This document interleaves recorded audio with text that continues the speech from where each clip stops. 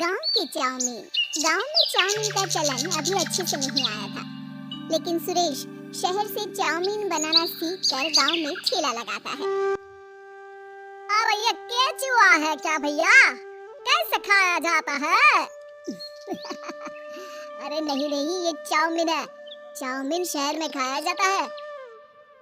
कितने की दे रहे हो सुरेश? 10 रुपए की प्लेट भरकर। तभी वहाँ शहर से पढ़ा एक लड़का आता है। जरा एक प्लेट चाउमीन तो देना। सुरेश उसे चाउमीन देता है। उसे चाउमीन खाता देख गांव वाले भी उससे चाउमीन ले लेते हैं और खाने लगते हैं। अरे वाह सुरेश भैया, कमाल की बनाए हो। 2 प्लेट मेरे बच्चों के लिए भी पैक कर दो। बस फिर क्या था, सुरेश का ठेला लगता है और चाउमीन खरीदने वालों की लाइन लग जाती है। तभी वहाँ से गांव का साहूकार होकर गुजरता है। और ये क्या भीड़ लगी है? लगता है झगड़ा हो गया है गांव में। चलूं मैं अभी तो मजे ले लूं। अरे क्या है, इतनी भीड़ लगी है यहाँ? लड़ाई हो गई है क्या? अरे साहूकार साहब, ना ना ना, कोई लड़ाई ना हुई है। ये तो सुरेश की दुकान है चाउमीन की। हम लोग चाउमीन खाने आए हैं, आप भी खाइए ना। साहूकार चाउमीन खाता है और सुरेश की तरफ देखता है, जो सारे दिन के पैसे गिन रहा होता है। अरे सुरेश, क्या लागत है इस काम की? अरे साहूकार जी, आप अब आए हैं तो ये पूरे 10,000 रुपए ले जाइए, जो पिछले साल शहर जाने से पहले आपसे लिए थे ना। लागत तो क्या कहे, जो आपने दिया था उसी में सीखा भी है और दुकान भी खोल ली। अरे पैसे इतने जल्दी क्या जरूरत थी? कैसे जरूरत नहीं थी साहूकार जी, इतना मोटा ब्याज कहाँ से भरते। साहूकार को अब सुरेश की दुकान को हड़पने की लालच आ जाती है। नाना करते ये सारे दिन में 500 रुपए कमा ही लेता है। अरे गांव में ये ऐसे ही कमाता रहा तो कहीं ब्याज का काम ना शुरू कर दे। अरे भैया, कोई ना कोई जुगाड़ तो करना पड़ेगा। अब साहूकार घर आ जाता है और अपनी बीवी को सारी बात बताता है। हाँ जी, ये तो मैंने भी सुना है कि सुरेश के हाथ की चाउमीन नहीं खाई तो कुछ नहीं खाया। अरे हाँ हाँ, सही ही कहता है। मैं भी खा कर ही आ रहा हूँ। अरे भाग्यवान है, कितना अच्छा हो ना अगर वो पैसा हम लोगों को मिल जाए। क्यों है? हाँ, वो तो है, लेकिन कैसे? हम लोगों को तो चाउमीन बनाना आता ही नहीं है।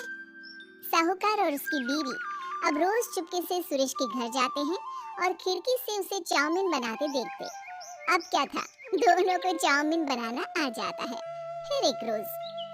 और सुरेंद्र, तुझे साहूकारनी ने बुलाया था। बोल रही थी कि बेटे के जन्मदिन में 10 किलो चाउमीन का ऑर्डर देना है, बना दोगे ना? अरे हाँ हाँ साहूकार जी, मैं जरूर बना दूंगा। कब देना है घर में 10 किलो चाउमीन? अरे वो तो तू घर आकर बता कर लेना, मैं नहीं बता पाऊंगा। ठीक है, शाम को काम निपटा कर आ जाता हूँ। सुरेश साहूकार के घर जाता है, लेकिन वहाँ मियाँ बीवी मिलकर उसे बंधक बना लेते हैं। अरे मुझे क्यों बांध रखा है? मुझे छोड़ दो। आज से तेरा ठेला मैं लगाऊंगा और बहुत सारे पैसे कमाऊंगा। साहूकार एक आदमी को सुरेश की निगरानी में लगा देता है और वहाँ से चला जाता है। अगले दिन। अरे साहूकार जी, आप कब से चाउमीन बेचने लगे और अपना ये सुरेश कहाँ गया? और वो तो शहर गया है, उसका कोई काम निकल आया था। बोल रहा था कि जब तक वो ना आए तब तक मैं ही उसके ठेले का काम कर दूं। पैसे भी तो बहुत उधार ले रखे थे उसने। लगता है कर्जा भरने के डर से भाग गया है। अरे पर वो तो बोल रहा था कि उसने सारा कर्जा उतार दिया है, और वो क्यों भागेगा? इतना तो कमा रहा था। अरे मुझे क्या पता। अरे चाउमीन खाना है तो बोलो, नहीं तो भागो यहाँ से। अरे हाँ हाँ, दे दो दे दो। अब तो चाउमीन खाना पूरे गांव के लोगों के लिए आदत ही बन गया है। ना खाओ तो नींद ना आए। हाँ हाँ, तो लो और निकालो 50 रुपए। 50 रुपए क्यों? सुरेंद्र तो 10 रुपए में करता था।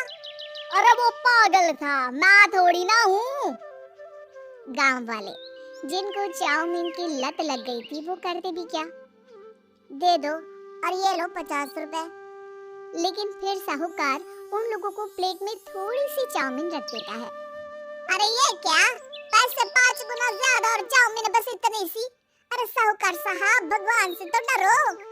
बस फिर क्या था, साहूकार की मन मर्जी चलने लग जाती है और गांव वाले करते भी क्या।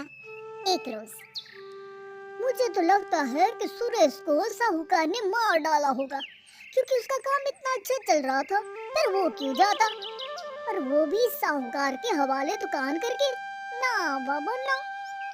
अगले रोज भाग्यवान, देखो तो जरा, इस सुरेश भी ना कितना पागल था। जिस काम से वो ज्यादा पैसे बना सकता था, उससे इतने कम पैसे छाप रहा था। 50 रुपए प्लेट में भी गांव वाले खूब खा रहे हैं चाउमीन। हाँ जी, और जितने में वो लोगों को 10 प्लेट खिलाता था, भर भर कर हम लोग उतने में 30 प्लेट बना रहे हैं। क्यों जी? वहीं सुरेश रोज भगवान से मांगता कि बस एक बार वो किसी तरह वहां से निकलने में कामयाब हो जाए, लेकिन उसकी हर कोशिश नाकामयाब होती।